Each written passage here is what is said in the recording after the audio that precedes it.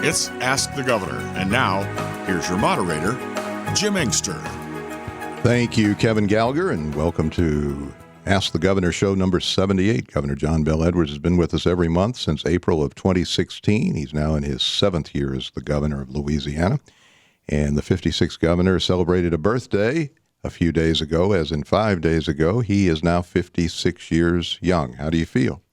You know, I'm very blessed. I feel very good. My health is good, and everything's going well at home with Donna and the kids. And, you know, I was telling you before the show started, even though I'm 56, I really think of myself as young. I feel young, and I'm always looking forward to what's coming in the future, to the extent where it's almost like I'm still thinking, you know, what am I going to do when I grow up? And I think by and large, I've made those decisions already, but I feel really good. Thank you for asking. Well, and governors named Edwards tend to live long lives, so you probably have a lot more years left, and I'm sure there will be other endeavors, maybe some political, but the governor is on the record as saying that as of now, he may have run his last race. Well, I mean, that's certainly possible. I know that the private sector comes next, and I'm looking forward to that, and there should be some really good opportunities, things that I'm very interested in. And in terms of what comes after that, you know, who knows? But my intention is to go into the private sector and to stay there. You were born in the year of 1966. Lyndon Johnson was president. Went off to West Point, I guess, in 1984 when Ronald Reagan was president. And that West Point experience still has to be a formative part of your life.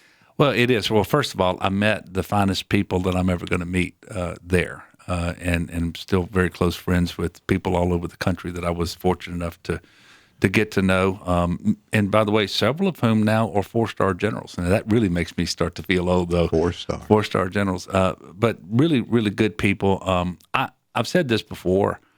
I don't think there's any chance that I'm the governor of Louisiana today had I not gone to West Point. I think having done that, it gave a country boy from Maymeet that very few people knew an opportunity to introduce myself to others in a way that once they heard that, they said, well, what else do you have to say? And it gave me an opportunity, I think, to really connect with people all over the state and get them to take me and my candidacy seriously. And it was a great opportunity to serve the country, but to learn and to grow as an individual. And quite frankly, I believe that I have been well served by some of the things that they taught at West Point and some of the experiences that I had in the Army in terms of doing my job as governor. At least I like to believe it has. I did not know until recently that part of the curriculum at West Point was mandatory boxing. Yes, and has been for a very, very long time, many decades. As a plebe, that's a first-year cadet, so that's a freshman year. You have to take boxing, you have to take gymnastics, you have to take wrestling, and it's the biggest gym in the country. It's the biggest, and it's a very tough course. You box every day, and they match you up with the cadet in your class who is closest to you by weight. And that's your partner, and he may be a better boxer, may not be, but that's the one that you're gonna box with for the course, and you get a grade. I mean, you've got to pass. Did you do well against the guy you were paired against? I did well enough. You know, I didn't mind hitting. I didn't like getting hit, and I suspect that's true for most people, but I will never forget the lesson one morning. My opponent, he wanted to throw his right overhand just over and over and over. And the instructor said, no, you've got to pick your spots, and you do that sparingly, and that way you'll land them and you'll score more points and so forth.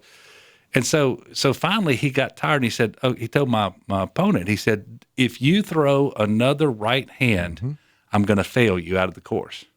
So I stopped looking for his right hand, and I'm just protecting against the jab.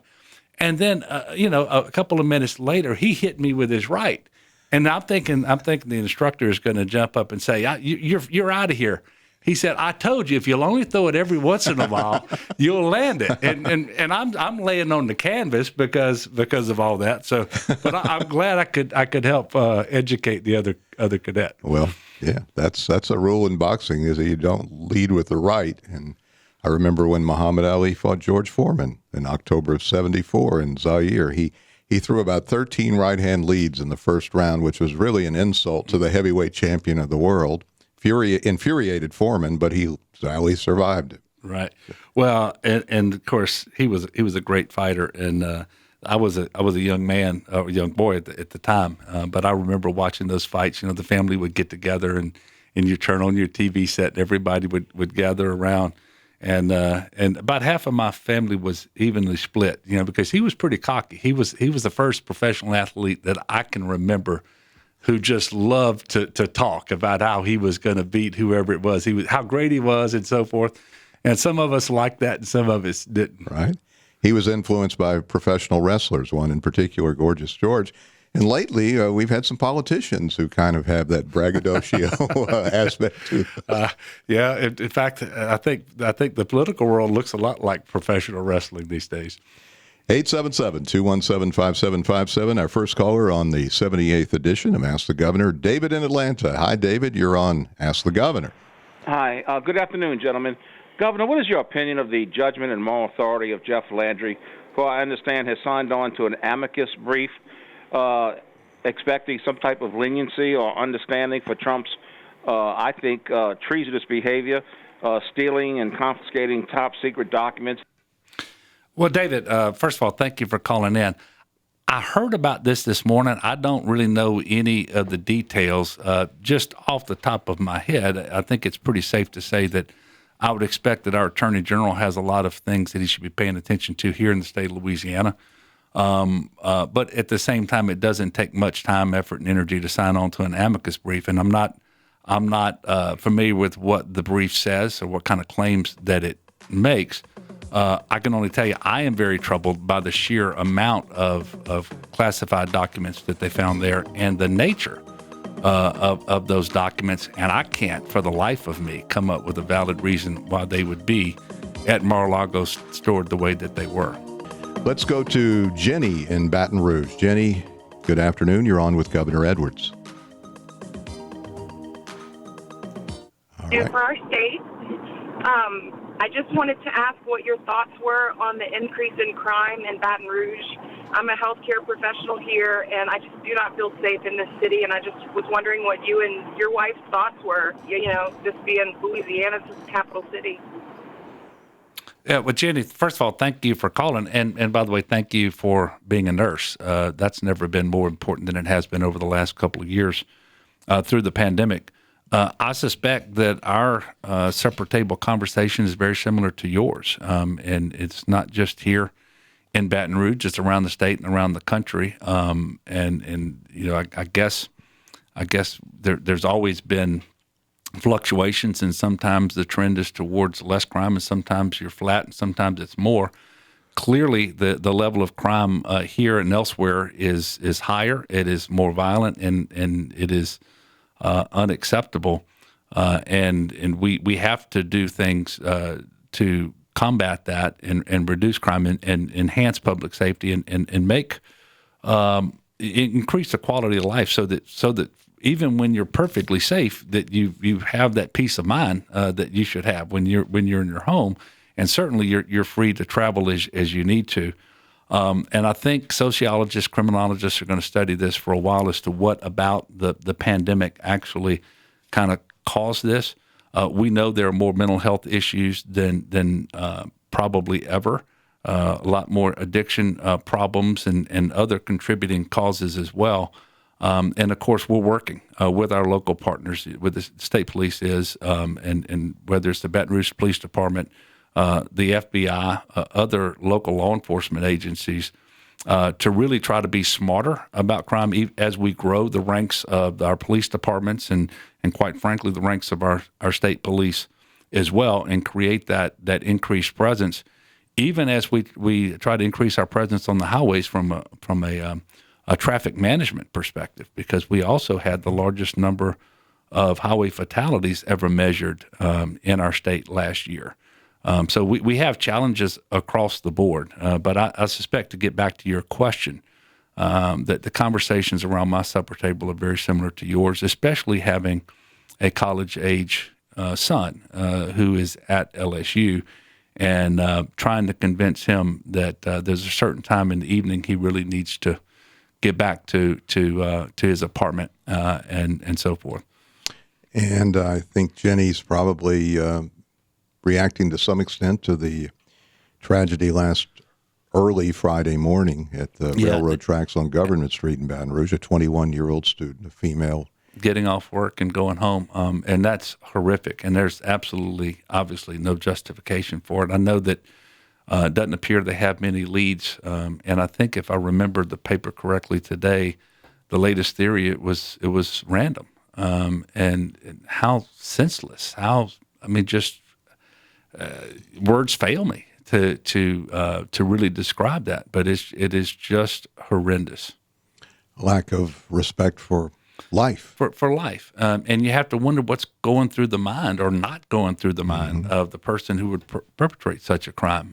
What did he or she think they were going to get out of it? What motivated that? And it's not anything that I can comprehend, and I think by and large it is incomprehensible. But you have a daughter.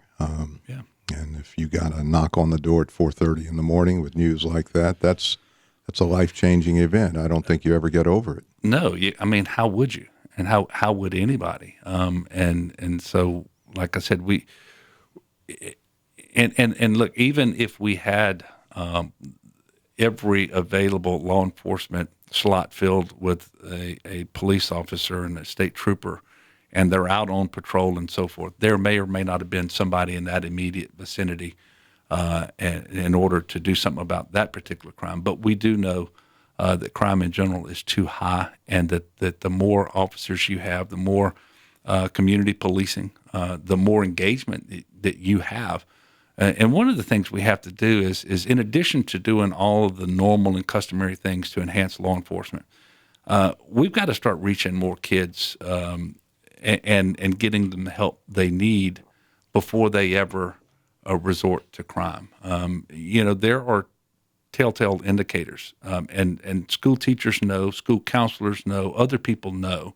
We've got to connect people with resources and get them help before they resort to that. And there are efforts in this regard, existing efforts, and then some new ones coming online here in Baton Rouge and around the state. And we want to prove those concepts and get them up to scale just as soon as possible. 877-217-5757 is your number for Governor John Bel Edwards. James in Longview. Hi, James. Well, good afternoon, Jim. Good afternoon, Governor.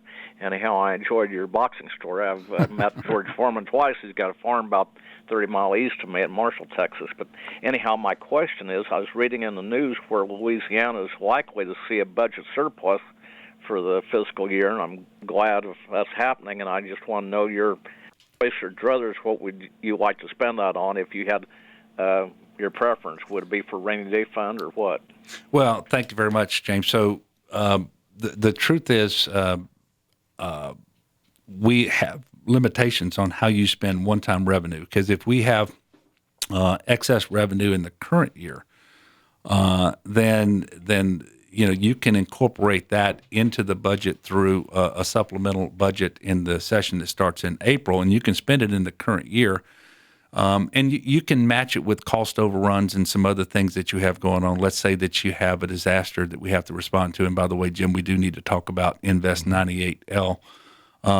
But typically those will go for capital construction projects one time, because that's money that came in over and above what you had budgeted. And so you typically want to spend that on one-time money. And when you have more excess than you incorporate into the budget, then it becomes a surplus. And then we over the last several years have had surpluses, and the Constitution of our state only allows you to spend that on certain things. So 25% of it for the rainy day fund, which you just mentioned, 10% for the unfunded accrued liability, and then the rest you can do capital construction. You can pay debt, and you can use it for federal match on transportation dollars or on disaster recovery dollars. But again, all of those are one-time expenditures and savings. And I think that the limitations on how you can spend this money are appropriate, and those are the things that I think you would want to do. But the good news is our revenue collections are robust. It suggests that while consumer confidence in some ways is lagging in the sense that people don't like inflation, and they're expressing pessimism about certain things, they're still out there spending. And so the sales tax collections, for example, have been robust in Louisiana. We have the lowest unemployment ever measured in our state currently. And so while we have inflation and we have some challenging things about the economy, there are also some things that continue to go very well. And if you just look at the first quarter of this fiscal year, it appears that we're on track to have excess and surplus. And that's what Jay Darden was talking about yesterday that I think produced the news report that you read. But I will tell you, James, you are always up to date on your calls and your questions, and I appreciate that. 877-217-5757. Gretchen in St. Francisville. Gretchen, you're on the air. Hi, Gretchen. Extraordinary it is that the governor has this program of being able to ask him questions. It's just amazing, and so grateful for him. My question is, considering incarceration of the adults and juveniles, how possible is it to set up through cable TV programming a system of education, of programs that are instructional or inspirational, and only that type of programming, to broaden their perspective on life and appreciation? Yeah, well, Gretchen, it sounds like you described the mission of Louisiana Public Broadcasting, and so there is that programming available now. By the way, thank you for calling. I had the great fortune earlier this week to be in St. Francisville and go to the new Baines Elementary School. 800, 900 kids there attending that brand new facility, state of the art.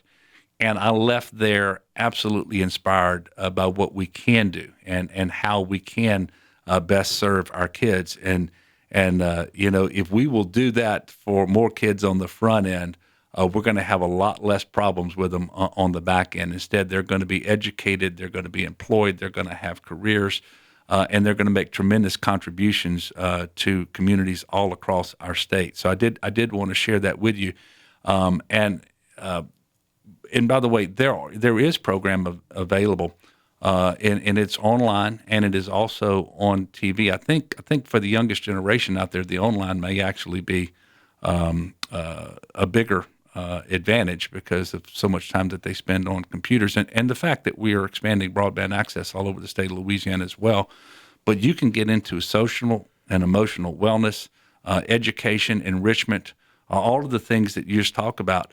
What we need is parental involvement to steer their kids towards these wholesome programs and not towards the things that we would prefer that they not see, and limit the times, quite frankly, playing games. There are some games that have educational content and can help to develop children, but by and large, too many kids are playing games that are purely for entertainment and quite often have negative messages associated with them. Laura in Baton Rouge. Laura, you're on the air with the governor. Hi, Laura. You have the floor, Laura. Sounds like Laura's opening or closing a car door. Are you there? Okay. Please have a safe drive today. All right, Jeff, I think we're going to have to put Laura on pause for a moment. But, Governor, you mentioned Invest 98. You want to tackle that right now? I do. I'm just going to ask people to pay attention because we may have been lulled into a sense of complacency. Here we are. And we're getting towards the end of September, and thus far we probably have had the best storm season since about 1991. But there is a storm taking shape. It is north of South America now and is moving westward. It should enter the Caribbean soon, and we certainly don't know where it's going, how strong it's going to be, when it will make landfall, and there are some various models out there. But the two primary models, one takes it sort of over Cuba and in a straight line towards Florida, making landfall potentially as a Category 2 hurricane. Another one takes it south of Cuba and deeper into the Gulf, and it would spend more time over the super warm Gulf waters, and it could make landfall as a Category 4. Now, this is really, really preliminary.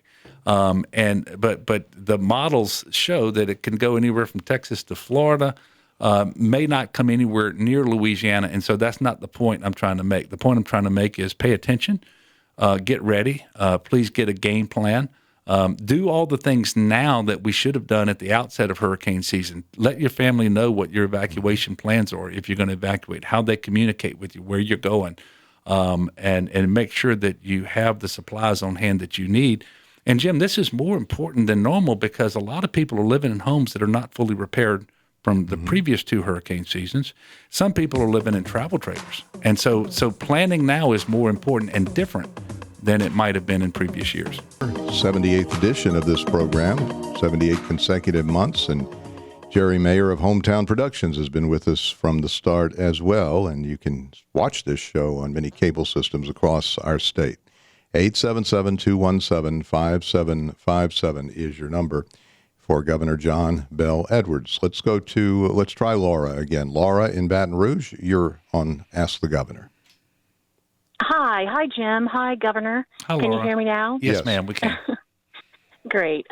Yeah, I'm new to the area, newer, three plus years now, and I'm so concerned about the traffic. You talk about us being high on the list of deaths on the freeway.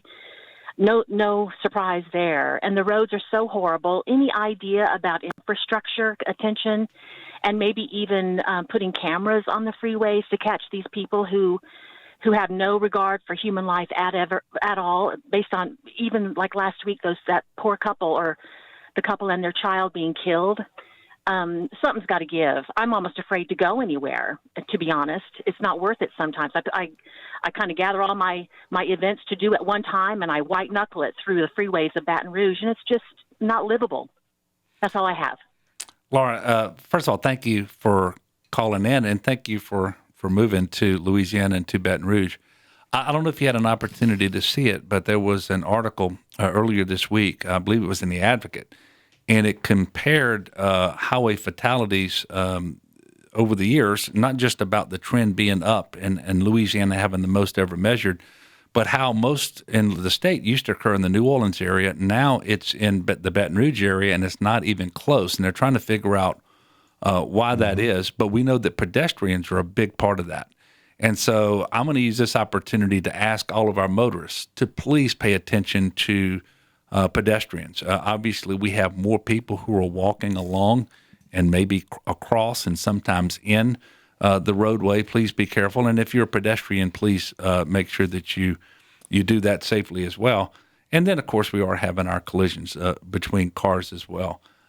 It's not rocket science. Too many distracted drivers, too many drivers speeding, too many people without their seatbelts on, and then obviously you have impaired driving as well because of alcohol and drugs, and it's all of that. With respect to infrastructure, I can tell you the city of Baton Rouge and the parish of Baton Rouge is investing tremendously right now. The state is as well, the Infrastructure Investment Jobs Act, other opportunities, and of course this isn't immediate. But over the next 5 to 10 years, you will see more investment in traditional infrastructure. And by traditional, I mean we're talking about closing orphan wells and doing broadband and that sort of stuff, but roads and bridges as well. You're going to see more investment, and there is a strong emphasis on safety, and there is a very strong emphasis on protecting pedestrians as well. So I think you're going to see a lot of progress in this area. It is something that obviously the mayor and I are both concerned about. But at the end of the day, we need people to do their jobs as well. Our motorists have to pay attention to what they're doing. Pedestrians have to do likewise, and we have to have due regard for one another so that the situation is improved. Jonathan in Lafayette. Hi, Jonathan. You're on Ask the Governor with Governor Edwards. Good afternoon, Governor. I wanted to say, first of all, thanks for your role in helping facilitate the creation of that French immersion school in Pointe-aux-Chenes on the coast. Yes. That was just such a needed resource in that area, so thank you so much for that. And I think French immersion is a needed and strong asset in South Louisiana in general, and so are resources to create economic opportunities for French speakers. And I often see French sort of get buried under other priorities, which I do understand. But my question to you is, should the state invest more in its Francophone communities? Well, look, I think the answer is yes. One of the things that we did early on in my administration is we started increasing the investments that we were making in French education, especially through Codeville. And one of the things that I was able to do in France last month was meet with French government officials and talk to them about the importance of our connection to France, history, culture, language, and how important it is that we continue that in Louisiana, particularly through education. And you mentioned the school in Pointe-aux-Chenes. I was able to tell them that was our newest French immersion school that's going to be run by the state directly in an area that had been decimated by Hurricane Ida, and that the locals had decided not to reopen the school. But given the very unique history and culture of that region with these Indians down there who were French speaking, that we were going to do that. And they were extremely pleased with that. And of course, we need their cooperation because we source many of our French teachers directly from France, some from Belgium, and others actually from Africa as well. But I do think this gives us a tremendous advantage over other states. The French language, our heritage, our culture, our history, it's unique in our country. And if we lose it, it'll be gone forever. And I'm so thankful that after a few decades where French-speaking kids were told not to speak it in school and in public and so forth, that we reversed course. Because had we done that for just another decade or two, it may have gotten past the point of no return. Annie in Slidell. Annie, you're on Ask the Governor with Governor Edwards. Hi, Annie. Hi, good afternoon, Governor. I just have a quick question. If Mayor LaToya Cantrell would ask you for advice or counsel on how to manage all of the nonsense going on in New Orleans right now, what would you tell her? Annie, thank you for the call, I think. You know, I have more than I can say grace over.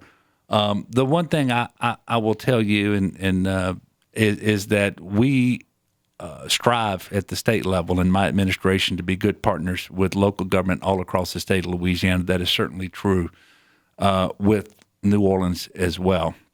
And so whatever we can do within reason, of course, given that we have obligations all over the state, we want to be good partners with New Orleans. And there are some particularly difficult problems that she's dealing with and the council are dealing with right now. And you know, we had a call a while ago about crime in Baton Rouge, and you know, that's obviously a problem in New Orleans as well. But there are some other issues, and you know, but I'm going to refrain from giving the mayor advice, at least over the radio. I'm just not comfortable doing that. I just want you and everyone to know that we at the state level will be the best possible partner with her and with other local elected officials across the state of Louisiana, you know, insofar as we're able. Thank you, Annie. Aaron in Metairie. Hi, Aaron. You're on with the governor. Yes, hello, Jim and Governor Edwards. I'd first like to say I appreciate the governor. He's always has a civil tone. He never engages any type of name calling, regardless of whatever the issue is. I really appreciate that about him. I had a quick question and a quick comment. The question was, in New Orleans, there appears to be a crisis with crime and a low number of police officers where 911 calls cannot be answered for hours and hours. Does the governor think it's moral for the city or for the state to advertise for tourists to come to New Orleans if we are under that type of a crisis? That's the question. And then the comment is, I'd like to see the governor's office open up some internships for college students, and I'll take the answer off air. Thank you. Okay, first of all, thank you, Aaron, and I appreciate your call and your comments. I decided a long time ago that I really believe the vast majority of people in Louisiana wanted to see and hear something different in the state from what they were seeing and hearing nationally in terms of the politics and what you would see coming out of the White House or out of Congress. I haven't always succeeded, but I have tried and succeeded for the most part in not resorting to name calling. And I try even though I have very strong feelings about a lot of things, I just think that we're not best served by that approach. The second part first, we actually are the only governor's office in the country that has a fellows program. And so we do have interns as well, young people who work not just in my office, but across state government. But the fellows program allows Louisiana college students, and they can be from Louisiana in college anywhere, or they can be in a Louisiana college, and they can compete for one of about 15 fellowships every year. If they succeed, they get assigned to a cabinet secretary. They spend the summer with that cabinet secretary. They travel if necessary. Any meeting that I have, they're going to be present, and they get college credit for it. So you and I are thinking along the same lines. I just want you to know that we're a little further along than any other state in the nation in that regard. Ask the governor. Governor John Bel Edwards with us for another quarter hour. Your number is 877-217-5757. Before we return to the phone lines, Aaron also asked about tourism and the spiraling homicide rate in New Orleans. It would seem to be a detriment, but is it to the point where we as a state would be uncomfortable inviting people to come visit New Orleans? Yeah, well, 2 points, and one doesn't directly address his question. We set an all-time record in tourism for the state and for New Orleans in 2019. To this point in 2022, our collection of hotel and motel sales tax is higher than it was in 2019. Now, we don't have the same number of tourists, but we have an awful lot of tourists. I say awful lot. Awful is the wrong word. It's a good thing. But the rooms are a little more expensive, and so the taxes being collected are more. Mm-hmm. So I wanted people to know that tourism is coming back, and it remains a significant part of our economy. And for that reason, certainly you would never want to discourage tourism in Louisiana, and I don't think the present challenges with crime would warrant that either. And so the simple answer to his question, do we have some moral obligation to warn tourists off? No. And look, this doesn't improve things today, and maybe it doesn't even improve the way we think about things. But the violent crime rate in New Orleans in the 90s was much higher than it is today.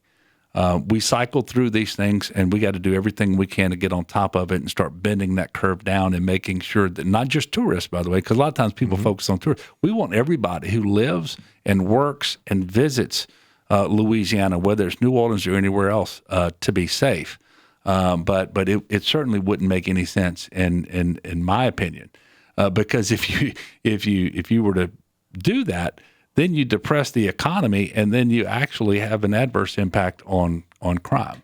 We just need to make it all work and focus on doing what we can to get more law enforcement officers on the streets, have them trained and supervised, and retain them.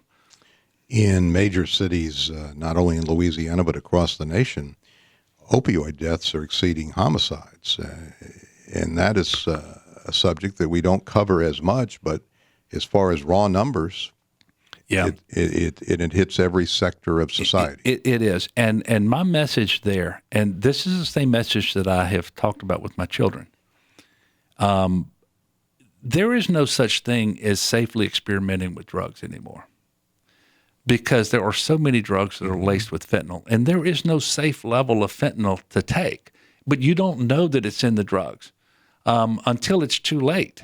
And if you're lucky, you're going to be revived. And if you're not, you're going to die. But nobody who's out there trying to have a good time, and some friend says, "Hey, why don't you do this with me?" They're not thinking about dying, but that's what's happening more and more and more because this fentanyl is produced in a lab.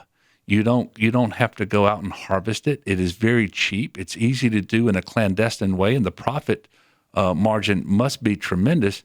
And more of the illicit drugs are laced with fentanyl. So I'm encouraging all the people out there who might be tempted to and I hate to use that old Nancy Reagan language, but because some people think that it was naive, just say no. But I'm asking parents and guardians and loved ones to speak to young people and make sure they understand this is not the early 70s. And I'm looking at you, Jim, because you're across the table from me, and I don't know exactly when you were in college and what was happening at that time.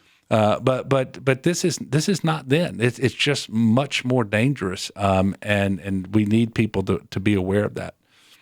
Luke in Spanish Town in Baton Rouge, you're on Ask the Governor. Hi, Luke. Hi, Jim. Hi, Governor. Thank you for taking my call. Going back to an earlier question about traffic in Baton Rouge, I've had the privilege of being able to live out of state in Colorado for a number of years. I went to grad school, and one thing that I've noticed is they heavily invest in public transportation. So my question to you, Governor, is what do you attribute the lack of investment in public transportation in Louisiana to be, and what can be done to improve the public transportation that we already have? Thank you. First of all, it is a great question, Luke, and thank you for calling in and posing it. First of all, you are seeing new investments in public transportation, not just in buses, but in buses that are much more friendly towards the environment, including electric buses. And you're going to see funding available through grants from the federal government for Baton Rouge and other places to really heavily invest in electric buses. I think that's a good thing. And why do we not have as much transportation here? I think it just goes back to the fact that our state is very rural and always has been. And it's just much harder to have robust public transportation in rural areas because you don't have the density of people who are traveling. And then if you're going to travel, you got to travel longer distances. And so it just hasn't always been practical. That doesn't necessarily explain why we don't have better public transportation in our urban areas like Baton Rouge and New Orleans. And clearly, living in South Louisiana, we're not going to have subways, right? But we can do a better job with respect to our buses. And I think that this is going to be one of the things that you're going to see a lot of focus on going forward, because to the extent that you can put 50 people on one bus and keep 50 different vehicles from being on your road at that time, we're all better off. Our quality of life is better. Safety is up. We're doing less damage to the environment. And all of that. And so I do think that is something we're going to see a lot more of going forward. And I don't really have a better answer as far as why it is that we haven't invested better over the past decades. John in New Orleans. Hello, John. You're on the air. Good afternoon, Governor. I was curious if you could give some specifics about how the recently passed Inflation Reduction Act is going to enable some build out of electric vehicle infrastructure in New Orleans and the rest of the state. Well, thank you. First of all, the Inflation Reduction Act, I believe, is going to be very helpful to our state in a number of ways, and we're already seeing it. For example, it was announced just last week that the highest responsible bidder is going to get the lease sales in the Gulf for oil and gas that was conducted most recently. And then there are going to be 3 more lease sales that will be completed before September 30th of next year, 2 of them in the Gulf. That's going to be important for our state. And then going forward beyond that, because of that act, they won't be able to do wind lease sales, which is important, and I hope we will, unless within the previous year they've also done an oil and gas sale. And that was that compromise that Senator Manchin put forward. With respect to infrastructure, there are certain things that I can and cannot say at the early stages of economic development projects, and the ones that we're talking to right now are in the very early stages. But what I can assure you and all the listeners out there is that since this bill passed and companies have had a chance to review it and look at it in the context of other legislation like the CHIPS Act, like the bipartisan infrastructure law, we have received a number of very credible, serious inquiries about things in Louisiana that are directly related to clean energy and to I want to make sure that I stop there. But you're going to see, I think, if we're successful in the very near future, you're going to start seeing tremendous positive developments here in Louisiana. And by the way, I think you mentioned electric vehicles. We did announce just last week $73 million in federal funding to Louisiana over 5 years to DOTD specifically for EV infrastructure here in our state. And that's just the first installment. There will be more funds that come. Some of it will come through DEQ, most of it through DOTD. But if you don't have the infrastructure to charge these vehicles, then it's never going to work. And we're leveraging these funds for private funds so that the total investment is going to be much greater than the $73 million that I just mentioned. And unfortunately, we will not be able to get to all of our people online today. We can try one more very quickly. Stuart, downtown Baton Rouge. Stuart, you're on the air. Go for it. Oh, wow. Thank you, Jim. Can you guys hear me well? Yes. Great. Governor, Jim, audience, good afternoon. Governor, as a lawyer, blight is such a horrible problem in a lot of the inner cities across our state and our nation. Governor, is the United States Constitution going to have to be changed? No, it doesn't have to be changed. By the way, if you have certain objective criteria at the city or parish level, you can designate a property as blight, demand that the property owner correct the situation. If they fail to do so, then you have the opportunity to go in there and take the property and clean it up, especially if it's a nuisance. Now, obviously, there's due process requirements, and there should be substantive due process requirements. So there is a way to do it today. It is cumbersome, it is lengthy, but for those municipalities, parishes who want to be in reducing blight, there are ways to do it today, and I don't think a constitutional change is required. But thank you so much for the call and the question, Stuart.